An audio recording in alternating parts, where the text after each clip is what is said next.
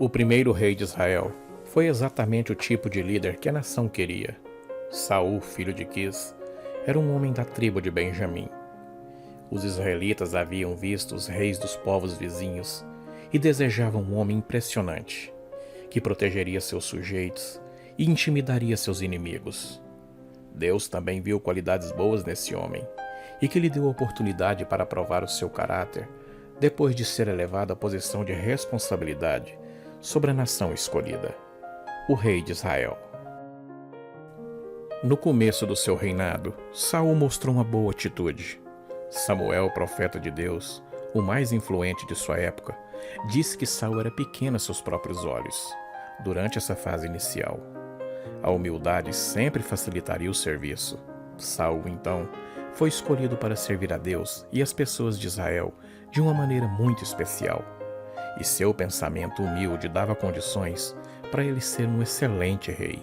Nas suas primeiras tarefas, Saul mostrou ser um grande rei. E ele mostrou também ser um excelente líder. Os amonitas haviam sitiado Jabes de Gileade.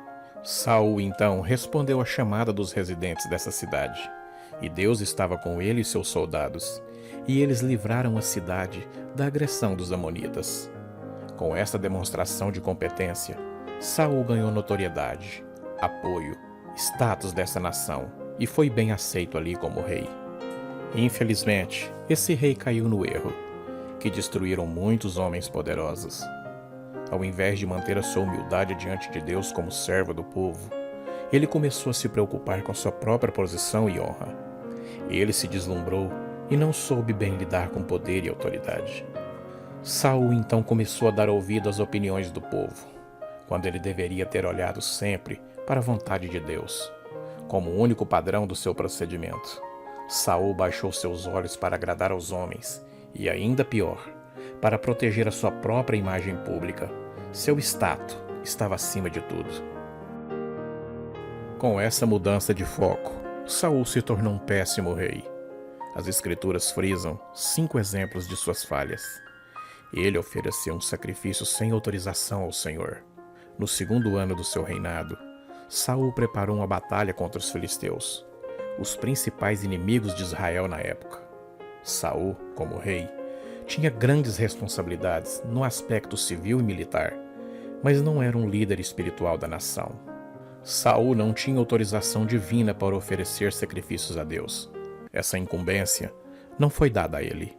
Mas ansioso para buscar a ajuda de Deus antes de entrar no campo de batalha, ele se precipitou e ofereceu um sacrifício sem autorização divina.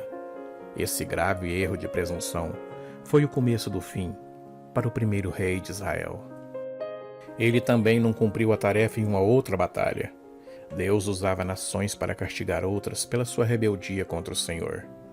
Ele deu para Saul a responsabilidade de destruir os amalequitas pelas suas desobediências, mas o rei não executou totalmente a sua tarefa.